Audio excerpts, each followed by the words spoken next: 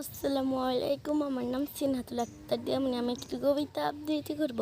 কবিতার নাম দুই তীরে, লিখেছেন কবি রবীন্দ্রনাথ ঠাকুর।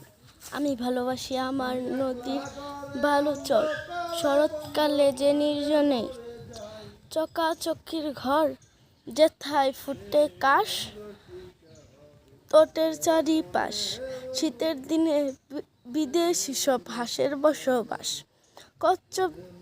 কচ্ছপেরা ধীরে রৌদ্র পোহায় তীরে,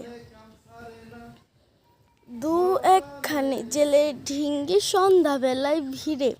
তুমি ভালোবাসো তোমার ওই পারের বন, যেথায় গাদা ঘনচ্ছয়া, যেথায় গাদা ঘনচ্ছয়া, নদীর বালুচর দুই ধারে তার বেণুবনের শাখায় কলা